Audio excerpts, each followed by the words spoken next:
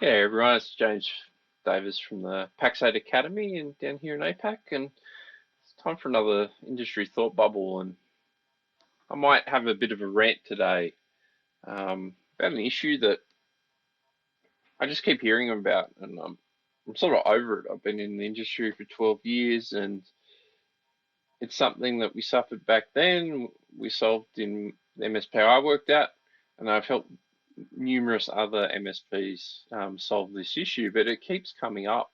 And it just shouldn't be a problem. And that issue is timesheeting and time entry.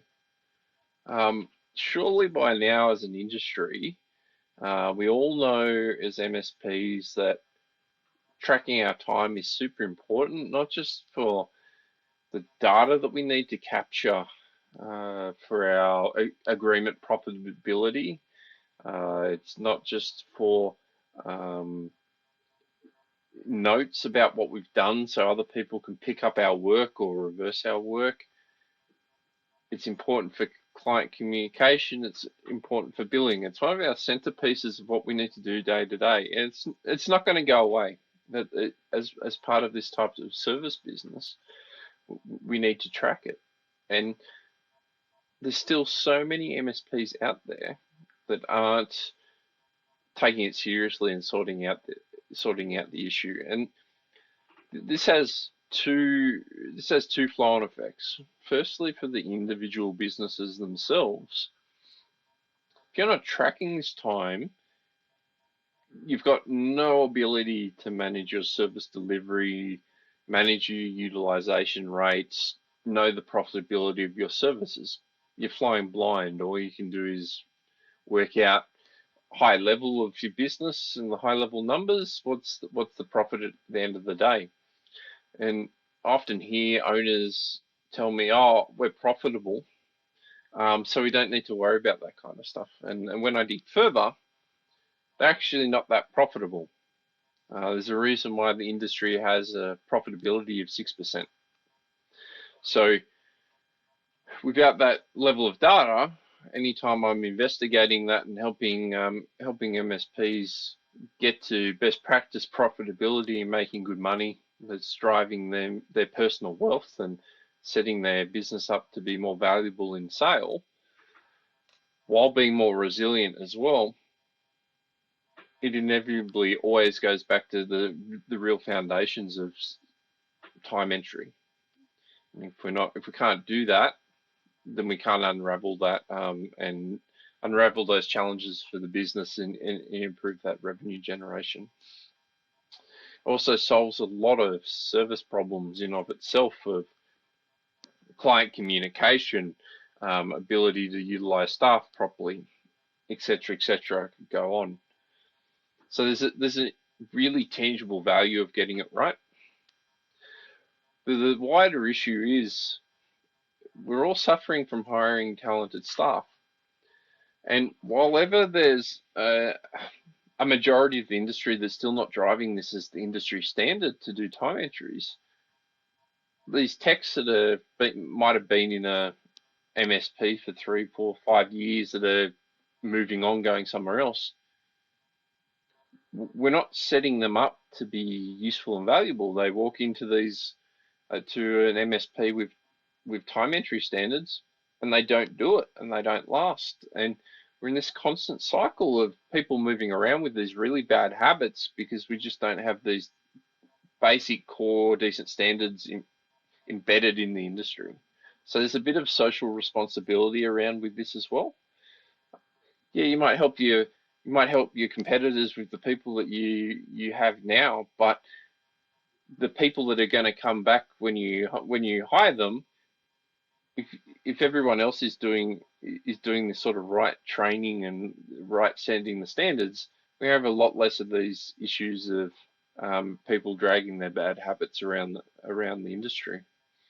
And it's vital because we need we need to get more professional in our industry as we've got more cyber security challenges, as the margins are being squeezed through insurance, through higher salaries. It becomes even more important to manage that margin. on top of the fact that our managed services are being commoditized. So if you're a business that's doing okay and doing about 10-12% at the moment, and you're charging that average all-in seat price of $100 per seat, you're going to be in trouble as these more sophisticated, larger MSPs are consolidating and putting in automation and better practices and leveraging offshore resources. They can come around and charge $50-$60 a seat and still be probably more profitable than your $100 an hour, $100 per seat prices that you're charging out as the average seat. So while time entry seems innocuous and such a small thing, which that's what it should be, it actually drives our whole industry and our profitability and our efficiencies and our information and knowledge transfer. So some tips for those that do not have time entry is you have to enforce it. I've spoken and seen a lot of MSPs, whether it's the owner or the service manager, go, oh, we've tried to do time sheeting before and our techs won't do it. It's often because we give up far too early. It's a behavioral change.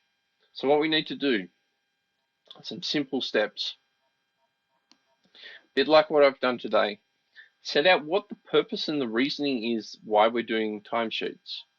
Most techs do not want to do admin work, so they're looking for any excuse to get out of it. And they also feel that it's a form of micromanagement. So we need to convey to them how it directly impacts them and how it impacts the business. The business is fairly obvious. Well, we make our money from that.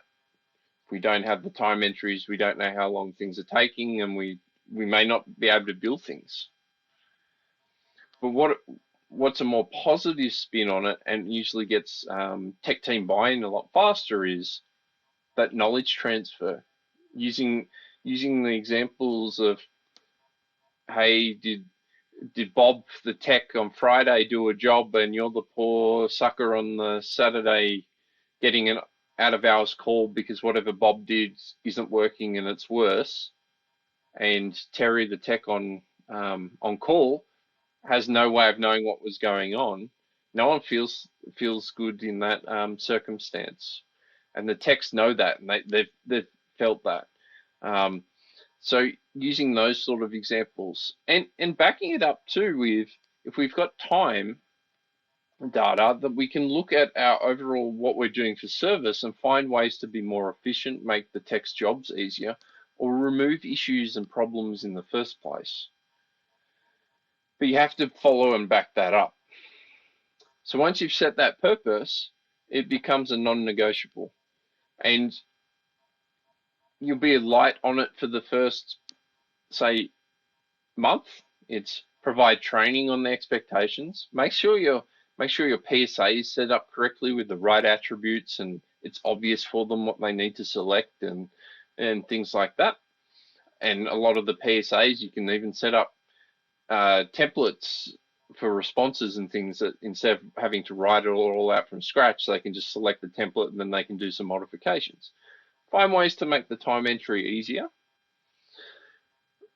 And from there, their day-to-day leader needs to keep reminding them. And the leader needs to take responsibility of checking their timesheets daily, and before the techs are finishing up, is actually calling them out on it and getting them to sort it out. There needs to be that stick and that forced reminder. After a month, you start to get a bit more harsher with people as they don't do it, but most techs are getting to that point where they're generally pretty good at it, and they just need the odd reminder of, hey, don't forget to do your time entry, and then fixing that up. After that sort of point where it's more embedded in the team, if someone's really not doing it, you need to have a serious conversation with them, and you need to outline to them, we've set this out, why aren't you doing it? Are you choosing not to do it, or you do not understand it? If they try to play the do not understand, ask them probing questions, use the 5 whys. And because techs are clever people, if they can outsmart you, they will. And it's not even malicious. They're just smart people to find the shortest route to a solution. So if you can get tricked into them saying, treating them special because they're running around doing projects, or um, they're not always at the desk, or some other reason, they're just excuses. Everyone can enter time. It's proven time and time again. Extremely busy people can do that. It's just a base behavior. Once you've got it embedded in the team, they will just do it. And until you've really got it like deep embedded as the culture, the times that they will drop off is when they get super busy and overwhelmed. And that's where the leaders have to step in to slow things down and say time entry is a part of the job. We just do it before we move on to the next thing. It doesn't matter how busy we are. We've always got time to enter time. Implement some measures, whether depending on your team psychology, put up a dashboard of the leaders of entering time, or use the time to time entry metric to show who are the good people that are doing it live. And for the ones that just don't do it, and often you'll find it'll be the senior tech that thinks they've risen above that.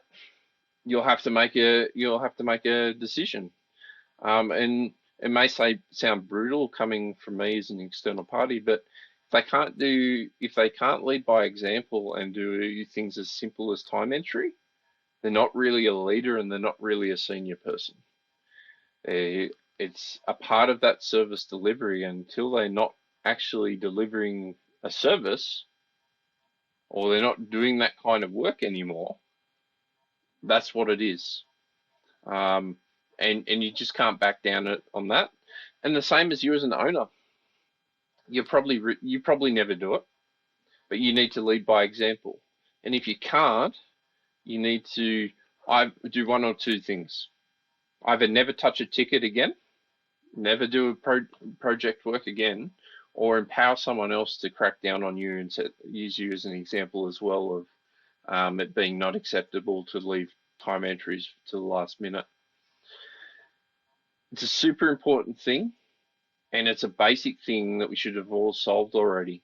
So if you don't have it, get it in place. It's gonna be life changing to your business, and don't give up. If you can't do it, get some help. There's plenty of coaches and consultants and other things that have solved this problem time and time and time again. And we just need to do better as an industry.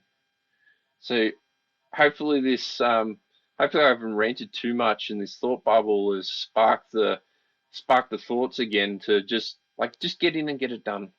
If you do it properly, it's only going to take you like a quarter to get this behavior in, and you'll wonder why you never put in the effort in the past. And it can be life changing to the business in terms of financials and utilization, and often weeding out some toxic elements in the culture, whether it's avert or subvert. It often changes the dynamic as well. So I'll leave you with this, and hopefully you can get it sorted.